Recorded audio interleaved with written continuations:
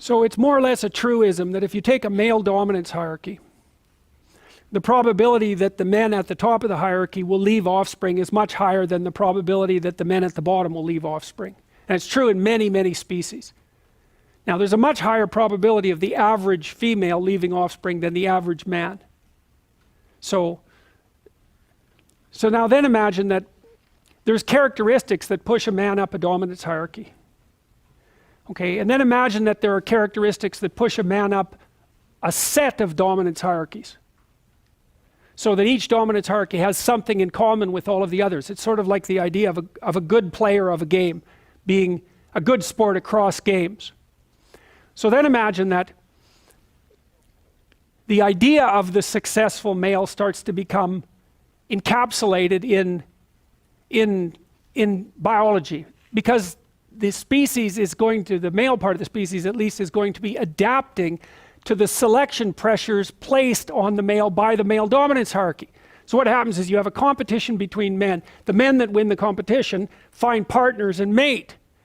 So the male is going to start to adapt to the fact of the selection that's implemented by the dominance hierarchy. Then you can imagine that that's going to take place across dominance hierarchies, because this is happening in many, many situations spread across time.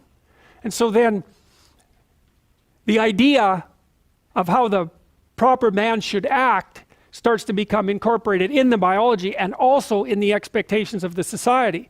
And then that starts to loop. So as the expectations become clearer and clearer, the notion of what it constitutes success becomes clearer and clearer as well, and the two things get tangled together. Now, and I think you can see that, a manifestation of that, whenever you go watch a movie, because you immediately identify the hero and you identify with him. It's like he's the person that your mythological imagination grasps onto, and you play that out using your body as a representational platform when you watch the movie. And so maybe you admire the hero.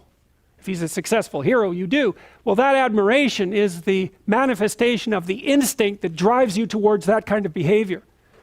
And not only can you manifest it, in which case you're likely to feel good about yourself, because you know that sometimes you can feel good about yourself and sometimes not, but you're also going to be able to recognize it when you see it in the world.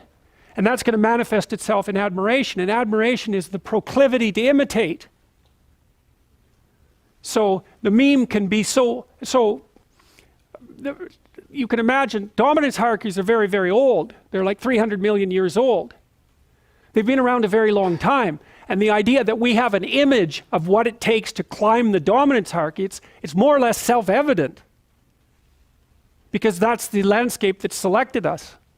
And at the same time, you know, the archetype, the pattern that propagates you up the dominance hierarchy is also the same pattern that makes you attractive to women.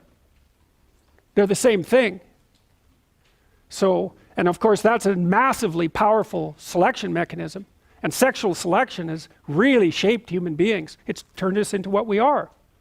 And that's an interesting thing too, because, you know, this is one of the things that really bothers me about the emphasis of evolutionary scientists on randomness.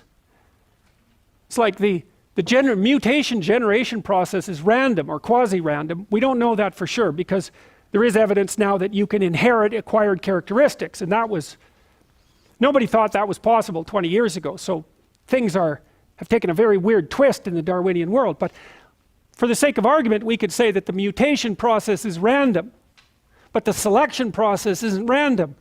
It's not even close to random. Ever since creatures have been able to evaluate one another, the selection process hasn't been random. And so basically we're selected by, you could say, by the manifestation of mind in the world.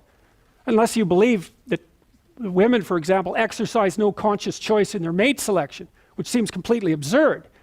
First of all, men consciously choose who's going to lead them, at least in part, you know, who's going to succeed in a hierarchy. And women consciously choose their sexual partners.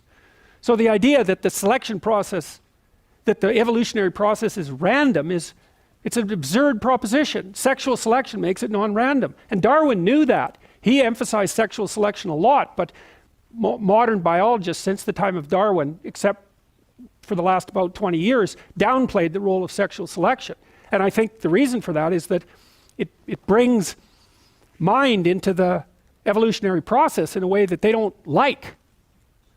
And no wonder, it's complicated, you know. It's like, to some degree, we're consciously directing our own evolution, at least through the mechanism of selection.